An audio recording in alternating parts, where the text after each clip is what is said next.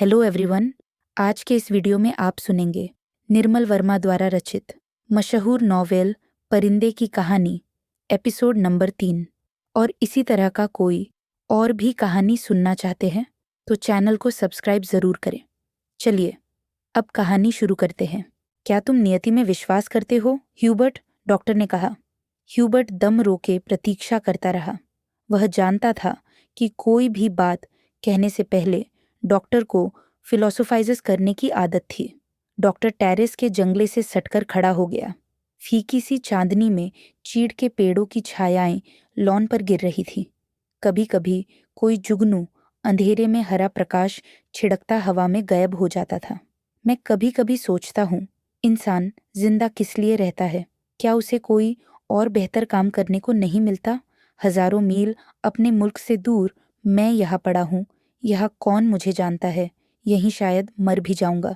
Hubert, क्या तुमने कभी महसूस किया है कि एक अजनबी की हैसियत से पराई जमीन पर जाना काफी खौफनाक बात है? ह्यूबर्ट विस्मित सा डॉक्टर की ओर देखने लगा। उसने पहली बार डॉक्टर मुखर्जी के इस पहलू को देखा था।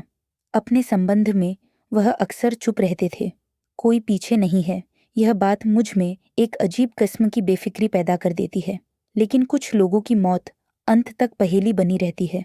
शायद वे जिंदगी में बहुत उम्मीद लगाते थे। उसे ट्रेजिक भी नहीं कहा जा सकता, क्योंकि आखिरी दम तक उन्हें मरने का एहसास नहीं होता। डॉक्टर, आप किसका जिक्र कर रहे हैं? ह्यूबर्ट ने परेशान होकर पूछा। डॉक्टर कुछ देर तक चुपचाप सिगार पीता रहा। फिर मुड़कर वह मोमबत्तियों की बुझती हुई लौ को देखने लगा। तुम्हें मालूम है, किसी समय लतिका बिला नागा क्लब जाया करती थी। गिरीश नेगी से उसका परिचय वहीं हुआ था। कश्मीर जाने से एक रात पहले उसने मुझे सब कुछ बता दिया था। मैं अब तक लतिका से उस मुलाकात के बारे में कुछ नहीं कह सका हूँ, किंतु उस रोज कौन जानता था कि वह वापस नहीं लौटेगा। और अब क्या फर्क पड़ता है? Let the dead die. Doctor की सूखी सर्द हंसी में खोखली सी शून्यता भरी थी। कौन गिरीश नेगी? कुमाऊं रेजिमेंट कैप्टन था। डॉक्टर तथा लतिका। ह्यूबर्ट से आगे कुछ नहीं कहा गया। उसे याद आया वह पत्र जो उसने लतिका को भेजा था। कितना अर्थहीन और उपहासास्पद, जैसे उसका एक एक शब्द उसके दिल को कचोट रहा हो। उसने धीरे से पियानो पर सिर टिका लिया। लतिका ने उसे क्यों नहीं बताया? क्या वह इसके योग्य भी नहीं था? लतिका, वह तो बच्ची है, पागल। मरने वाले के संग खुद थोड़े ही मरा जाता है। कुछ देर चुप रहकर डॉक्टर ने अपने प्रश्न को फिर दोहराया।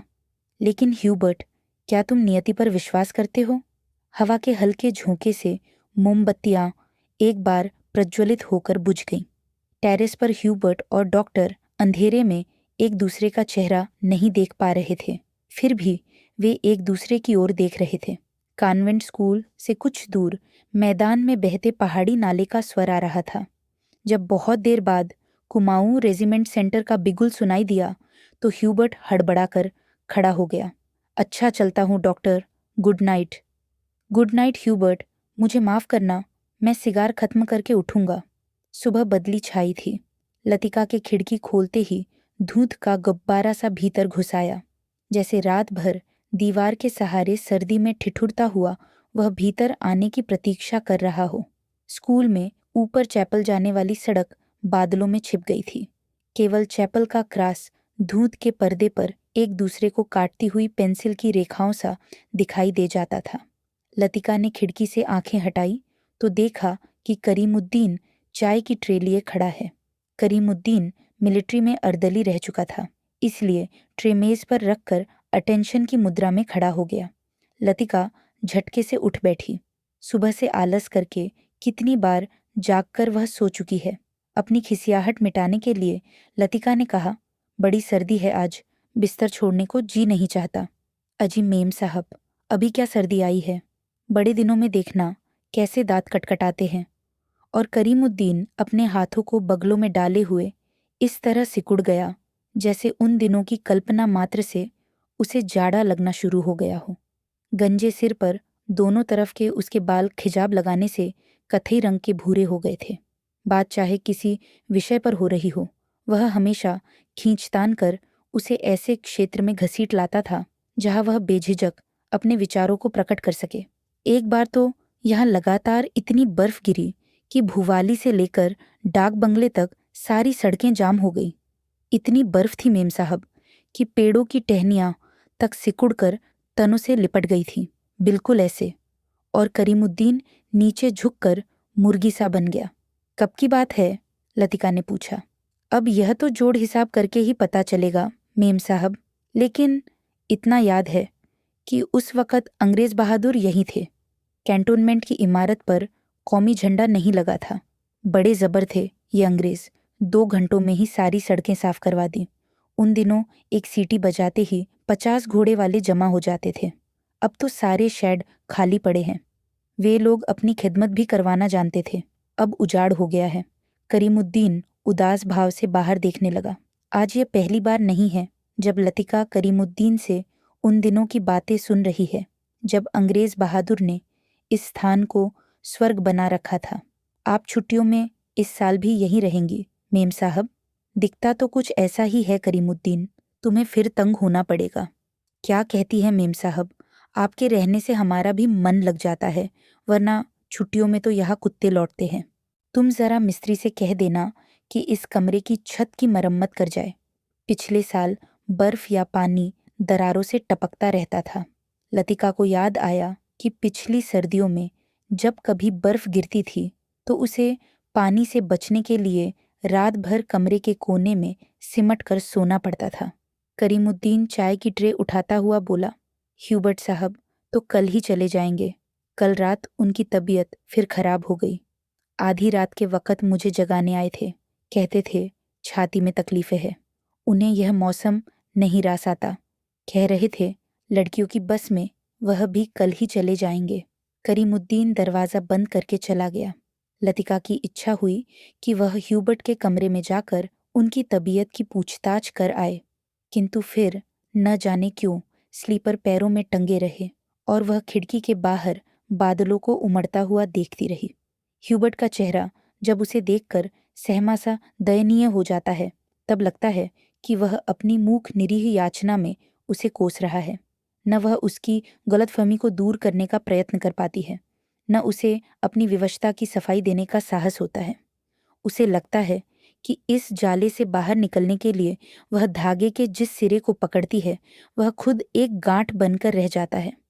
बाहर बूंदाबांदी होने लगी थी। कमरे की टिन की छत खटखट बोलने लगी। लतिका पलंग से उठ खड़ी हुई, बिस्तर को तह कर बिछाया, फिर पैरों में स्लीपरों को घसीटते हुए वह बड़े आईने तक आई और उसके सामने स्टूल पर बैठकर बालों को खोलने लगी, किंतु कुछ देर तक कंघी बालों में ही उलझी रही और वह गुमसुम हो शीशे में अपना चेहरा तकती रही। करीमुद्दीन को यह कहना याद ही नहीं रहा कि धीरे धीरे आग जलाने की लकड़ियां जमा कर ले। इन दिनों सस्ते दामों पर सूखी लकड़ियां मिल जाती हैं। पिछले साल तो कमरा धुएं से भर जाता था, जिसके कारण कंपाते जाड़े में भी उसे खिड़की खोलकर ही सोना पड़ता था। आईने में लतिका ने अपना चेहरा देखा। वह मुस्कुरा रही थी। पिछले साल अपने कमरे की सीलन और ठंड से बचने के लिए कभी कभी वह मिस वुड के खाली कमरे में चोरी चुपके सोने चली जाया करती थी। मिस वुड का कमरा बिना आग के भी गर्म रहा करता था। उनके गदोले सोफे पर लेटते ही आंख लग जाती थी। कमरा छुट्टियों में खाली पड़ा रहता है, किंतु मिस वुड से इतना नहीं होता कि 2 महीनों के लिए उसके हवाले कर जाए। हर साल कमरे में ताला ठोक जाती है। वह तो पिछले साल गुसलखाने में भीतर की साकल देना भूल गई थी, जिसे लतिका चोर दरवाजे के रूप में इस्तेमाल करती रही थी। पहले साल अकेले में उसे बड़ा डर सा लगा था। छुट्टियों में सारे स्कूल और हॉस्टल के कमरे साए साए करने लगते हैं। डर के मारे उसे जब कभी नींद नहीं आती थी तब वह करीमुद्दीन को रात में देर तक बातों में उलझाए रखती। बातों में जब वह खोई सी सो जाती तब करीमुद्दीन लैंप बुझाकर चला जाता। कभी कभी बीमारी का बहाना करके वह डॉक्टर को बुलावा भेजती थी और बाद में बहुत जिद करके दूसरे कमरे में उनका बिस्तर लगवा देती। लतिका ने कंधे से बालों का गुच्छा निकाला और उसे बाहर फेंकने के लिए वह खिड़की के पास आ खड़ी हुई। बाहर छत की ढलान से बारिश के जल की मोटी सी धार बराबर लॉन पर गिर रही थी। मेघाच्छन्न आकाश में सरकते हुए बादलों के पीछे पहाड़ियों के झुंड कभी उभर आते थे, कभी छिप जाते थे, मानो चलती ट्रेन से कोई उन्हें देख रहा हो। लतिका ने खिड़की से सिर बाहर निकाल लिया। हवा के झोंके से उसकी आंखें झप गईं। उसे जितने काम याद आते हैं उतना ही आलस घना होता जाता है। बस की सीटें रिजर्व करवाने के लिए चपरासी को रुपए देने हैं। जो सामान हॉस्टल की लड़कियां पीछे छोड़े जा रही हैं उन्हें गोदाम में रखवाना होगा। कभी कभी तो छोटी क्लास की लड़कियों के साथ पैकिंग करवाने के काम में भी उसे हाथ बटाना पड़ता था। वह इन कामों से ऊबती नहीं। धीरे धीरे सब निबटते जाते हैं। कोई गलती इधर उधर रह जाती है जो बाद में सुधर जाती है। हर काम में किचकिच रहती है, परेशानी और दिक्कत होती है, किंतु देर सबेर इससे छुटकारा मिल ही जाता है। किंतु जब लड़कियों की आखिरी बस चली जाती है तब मन उचाट सा हो जाता है। खाली कॉरिडोर में घूमती हुई वह कभी इस कमरे में जाती है और कभी उसमें। वह नहीं जान पाती कि अपने से क्या करे। दिल कहीं भी नहीं टिक पाता, हमेशा भटका भटका सा रहता है। इस सब के बावजूद जब कोई सहज भाव से पूछ बैठता है, मिस लतिका, छुट्टियों में आप घर नहीं जा रही, तब वह क्या कहे? डिंग डांग डिंग इन स्पेशल सर्विस के लिए स्कूल चैपल के घंटे बजने लगे थे। लतिका ने अपना सिर खिड़की के भीतर कर लिया। उसने झटपट साड़ी उतारी और पेटीकोट में ही कंधे पर तौलिया डाल गुसलखाने में घुस गई। लेफ्ट लेफ्ट कैंटोनमेंट जाने वाली पक्की सड़क पर 4-4 की पंक्ति में कुमाऊं रेजिमेंट के सिपाहियों की एक टुकड़ी मार्च कर रही थी। फौजी बूटों की भारी और खुरदरी आवाजें स्कूल चैपल की दीवारों से टकराकर भीतर प्रेयर हॉल में गूंज रही थी। Blessed are the meek, father Elmond एक एक शब्द चबाते हुए खंखारते स्वर में सरमन ऑफ द माउंट पढ़ रहे थे।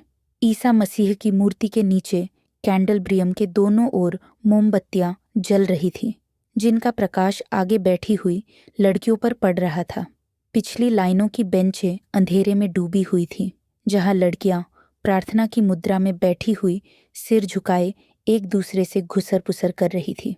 मिस वुड स्कूल सीजन के सफलतापूर्वक समाप्त हो जाने पर विद्यार्थियों और स्टाफ सदस्यों को बधाई का भाषण दे चुकी थी और अब फादर के पीछे बैठी हुई अपने में ही कुछ बुड़बुड़ा रही थी, मानो धीरे धीरे फादर को प्रॉम्प्ट कर रही हो। तो ये थी इस एपिसोड की कहानी।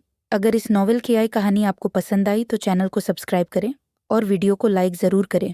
जल्द ही मिलते हैं आपसे अगले एपिसोड में। Bye bye.